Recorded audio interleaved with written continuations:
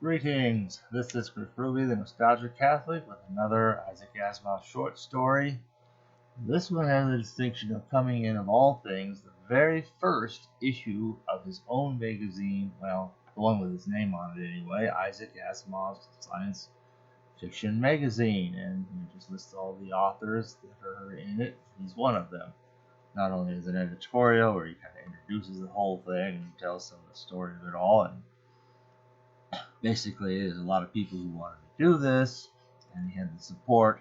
He couldn't really devote a lot of time and effort to this, but he could kind of provide some general guidelines for people whose judgment he trusts, and pretty much leave it up to them, occasionally inserting his 2 cents worth as needed or as the interest arises.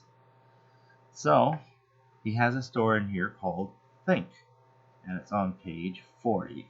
So it's listed here. That's all. Once again, like so many other more modern science fiction digest magazines, you don't get any blurbs. And even here, there's just a little itty bitty blurb.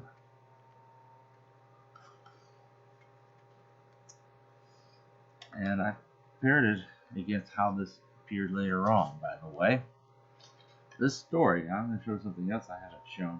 A lot of the robot stories I like to show where they first came out in book form, but the fact of the matter is all the robot short stories, or at least an awful lot of them anyway, up to a certain point of course, came out in his very famous collection, The Complete Robot. And that ends up being the first and probably only place that this story I'm talking about now will be gathered up into book form. And this is on page 41. Again, it just says Think. No blurb, no nothing. It just dives right in. So, Think is set in a situation rather similar to that of the marching in story that I covered a couple episodes ago. So, you got lasers, you got brainwave recordings, playbacks, and transmission from one to another. In this case, you have an animal, a marmoset, being used for laboratory purposes, and you have several human beings involved. The marmoset actually has the electrode inserted in the brain, as is often done with animal subjects. The human subjects, for some reason, it's enough really to put electrodes on various places on the scalp. And all the easier, one of the humans involved here, who is literally bald, and so there isn't even any hair to kind of get in the way and insulate a little bit, what otherwise should have been a good solid connection. But that doesn't seem to be anything of a problem. Well, let's just read this tiny little blurb. It just says, "Here's the good doctor's most recent short story about a kind of beginning for our first issue." Yeah, all right. I guess so. Kind of weird seeing the same world surface in more than one place. Because, again, the role of the lasers is unclear. In the end, it kind of is in some ill-defined way connected with the recording. Remember, this is 1976, 77. Even the original laser disc hasn't been test marketed, which doesn't happen until late 1978.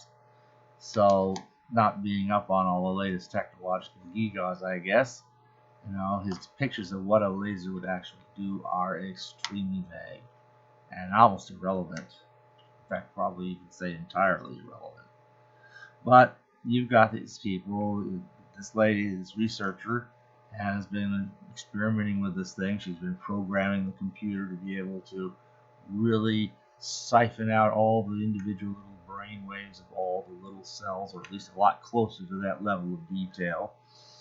And she can do a lot of things. She can convey thoughts, and she actually tries it. She thinks of a nonsense sentence in her brain, and somebody else writes it down, and it's exactly right, word for word. And you can actually kind of get a sense of what it is to be the marmoset, although what you hear in your mind is a bunch of squeaking like the animal would just normally do, so that doesn't really tell you much. And finally, they said, well, let's see that we're really getting thoughts and not just nothing. So it finally comes at the end, all right, we're going to do it with the test with the control. I'll put these on here. I'll get you some thoughts. You can put it down what you feel. You may think whatever. Then I'm going to take these things off and just put them against each other, which is kind of like a short circuit, if you ask me. And then we're going to get see what comes up. And oh, by the way, one other thing. She has a computer. She's nicknamed it Mike, short for my computer. My computer, Mike. She calls it Mike. She's named it. Maybe that gives it life or something. I don't know. That is so pseudoscientific, but hey, in fiction anything can happen, right? In a cartoon anything can happen, and also in a science fiction story. So she names it Mike, and suddenly, at the very end, we are getting these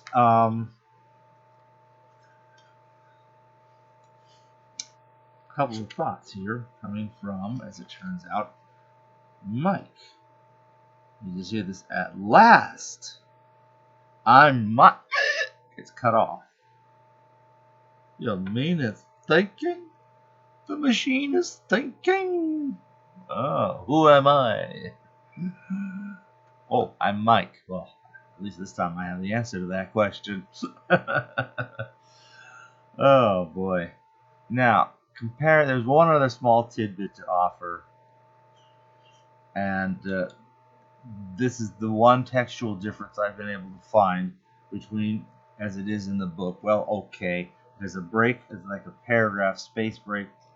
Well, in the magazine, they have these three little dots. In the book, there's just a break between one paragraph and the next. Okay, next to nothing. But the other real difference in type comes at the very end. The last line is the lady whose name in this story is Renshaw. She says, "Oh God, what do we do now?" And in the book, and probably any other places have been collected. That's the end. Originally here, there's a whole additional paragraph, very short. It says, while unheard, or maybe there's a dash in front of it. While unheard and unsensed, the sound, brittle icicles breaking, it always sounded like icicles breaking did before, I just didn't drill into that, coalesced into, well, at least it's a beginning. Well, this is supposed to be like the beginning of this whole new magazine that kind of ties it in. And then they have a little note. Although this story appears here for the first time in any commercial publication, it was originally commissioned by Coherent Radiation, a firm engaged in research in and the production of lasers, and who are using the story in their advertising program. So presumably this story will surface in some trade journal of theirs. These little corporate newspapers, magazines, maybe annual reports somewhere, some publication that's for the people to read. Oh, read about all the great things going on in our company and so forth. Anyway, there it is. You see how they did that. You have a short paragraph. Oh God, what do you do now? And then the next line starts with a dash. Well, okay, so I don't know what that means, but there it is. That's the one extra little line in there. And Mike obviously has become a cognate, sentient being with its own thoughts. Put the electrodes on your head, it'll just transmit your thoughts. To put the electrodes to nothing but each other, I guess. It's not the thoughts of the electrodes or the, whatever minimal space might rest between them. It's my computer steps in and reveals his thoughts. Her thought? Its thought? I don't know. Mike's thoughts. Okay. And that is, I think. It's kind of strange to see the same genre that Martian had I didn't expect that to surface anywhere else, but sometimes the same ideas do surface in other places among the stories. Thanks for listening.